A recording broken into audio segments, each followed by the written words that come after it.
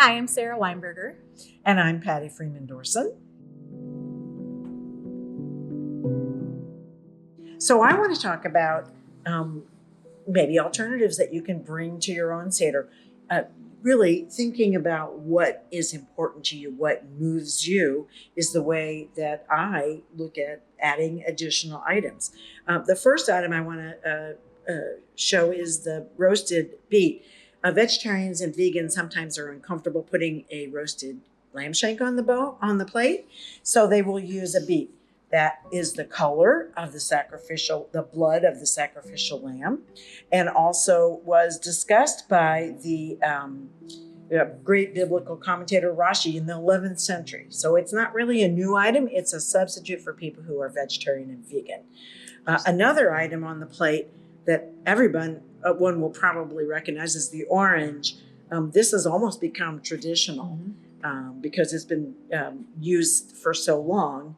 And basically, this honors the fruitfulness and full inclusion of people who were formerly marginalized by our community, kept from Jewish life.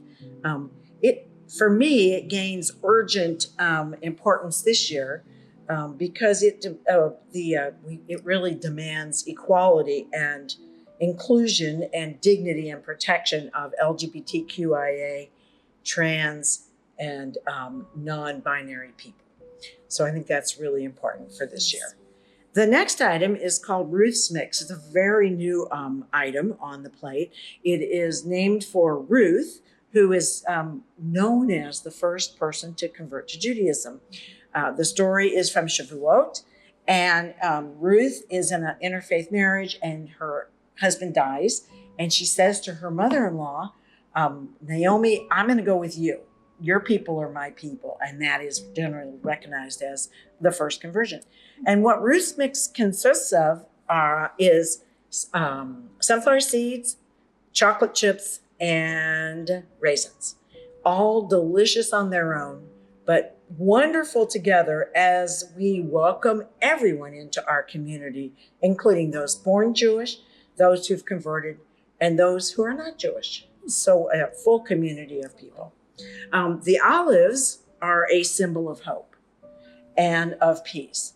And I put these on the Seder plate to hold the victims of war, especially the wars in Gaza and Ukraine, in our hearts. The next item is the tomato. I've kind of reassigned the tomato. It has previously been known as a symbol for the support of farm workers and their rights. But I've repurposed it this year. I'm going to repurpose it because I haven't had it on my plate before, to support and affirm the many, many hardworking people, documented and undocumented, immigrants and refugees who have come here seeking a better life and are now living in fear of being swept up and deported. And to be honest with you, the very story we retell at our Seder, the story of an oppressed people fleeing a life of hardship for freedom and safety in a new land, that's the story. That's their story, and it's our story. So I think that's an important one. And finally, we have a date on the Seder plate. Date palm trees are known for their resilience and their ability to thrive in hard climates, in a desert climate.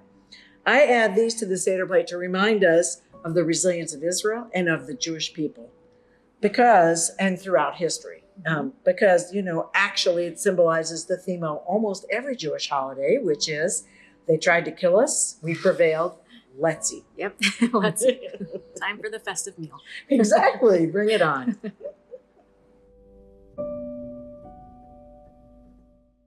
So Patti, this is the Seder plate that we use at our home, just with the traditional items. I think it's beautiful with the flowers and represents springtime. Yes. We've got the shank bone, which represents the sacrificial lamb that the slaves ate before they fled Egypt. The next item we have is the horseradish, which represents the bitterness of slavery. We also have the harosis, which is a delicious mixture of apples and nuts and wine. Generally, we will not have the nuts and wine for our Seder, but it is delicious, and it represents the mortar that the slaves used when they were building the pyramids, laying the bricks. Next, we've got parsley, which represents the freshness of springtime. Lettuce here is another bitter herb. And then we've got the roasted egg, which represents renewal. That's awesome. I love this. And your Seder plate is gorgeous. Oh, just gorgeous. The items I've mentioned are just to be added if they move you. And the truth is there are no Seder police. You are free to add to your traditional plate those items that are important to you, those items that speak to the values and the things you hold dear to you.